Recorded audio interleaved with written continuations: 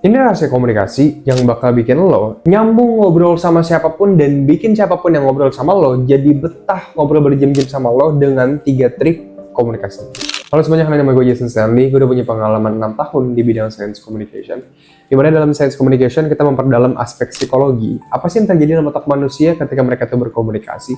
Dan gue juga udah mendirikan platform edutech gue sendiri, namanya Stanley Academy, yang overall itu udah ngebantu 1000 orang ngasah skill komunikasi mereka. Jadi gue punya sedikit kredibilitas lah untuk membicarakan aspek video kali ini. Nah, cara bikin orang itu jadi nyaman, jadi nyambung ngobrol sama lo, itu sebenarnya simple banget. Ada 3 langkah yang bisa lo praktikin, dan ini cukup mudah banget kok buat praktikinnya. Dan kalau 3 langkah ini lo praktikin, siapapun bakal betah ngobrol sama lo berjam-jam. Yang pertama adalah mencari yang namanya golden topic. Nah, Bang, apa sih golden topic itu?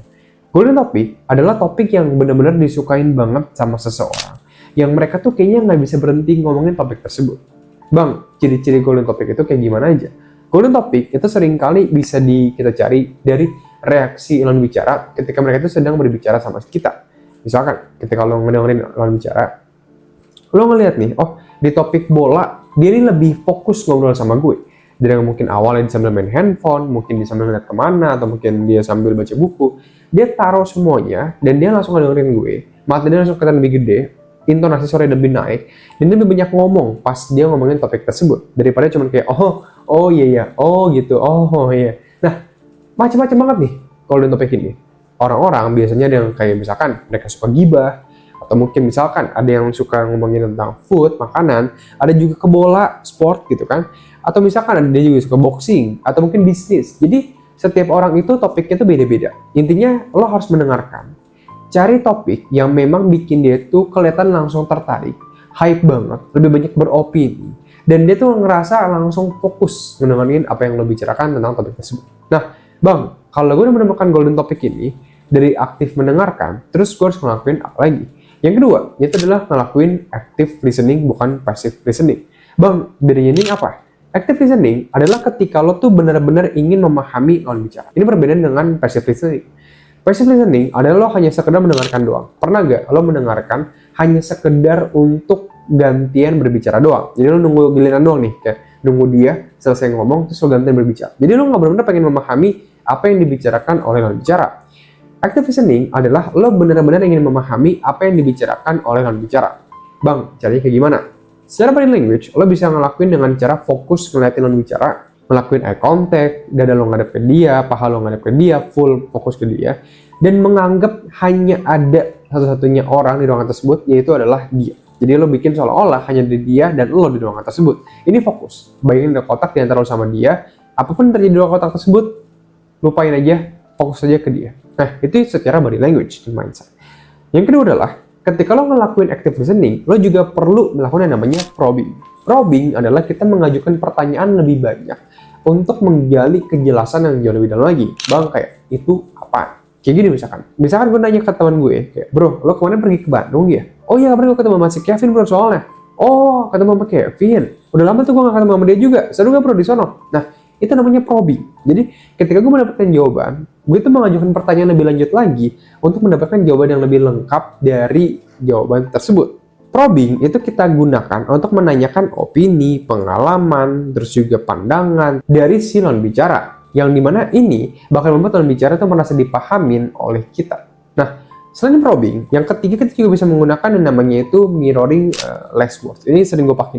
Jadi, mirroring last words adalah dari kata terakhir yang dibicarakan oleh bicara, kita gunakan hal tersebut dalam kata-kata kita, dan kita mengkonfirmasi ulang kata-kata tersebut. Nah, ini bakal bikin lawan bicara merasa dia benar-benar dipahami. Contoh, misalnya dia bilang kayak gini terakhir. Oh iya bro, kemarin gue pergi ke Bandung sama si Kevin. Oh Mas Kevin, nah terus, jadi gue pakai kata terakhir dari apa yang dia bicarakan.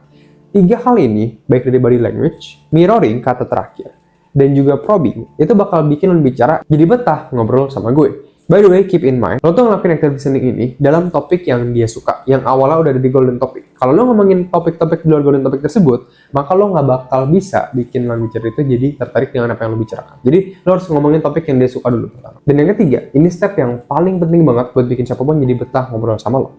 Ketika lo sudah mendengarkan dan lo gantian ngomong, inget, lawan bicara itu bakal betah kalau lo mendengarkan dia dengan baik, dan lo berbicara dengan jelas. Tapi bang, gimana caranya gue bikin omongan gue lebih jelas? Ada beberapa hal yang bisa lo lakuin. Ada 3 hal. Yang pertama, ketika lo berbicara, pastikan lo berbicara 3-5 kata per ucapan. Halo semuanya, nama gue Jason. Pada hari ini, gue bakal membicarakan aspek stoikisme. Bang, apa sih stoikisme itu? Jadi antar kata itu ada pausnya. 2 kata, paus. 3 kata, paus. 4 kata, paus. Halo semuanya, paus. Nama gue Jason, paus. Jadi ini bakal membuat orang tuh lebih enak dengerin apa yang lo bicarakan. Yang kedua, selain 3-5 kata per kalimat, lo juga bisa nerapin yang namanya jangan menggunakan kata-kata pengisi. Kata-kata pengisi seperti halo semuanya, pada video hari ini, lo lupain nya, lo ngomong lebih pelan ya omongan lo. Ya, jadi ngomong lebih pelan, gunakan 3-5 kata per ucapan. Plus, jangan pakai kata pengisi. Ini bakal bikin omongan lo itu jauh lebih enak didengar. Coba nih ya, misalkan gue nanya ke lo, oh, lo kemarin ke Bandung, bro? Oh, I see, ketemu sama si Kevin.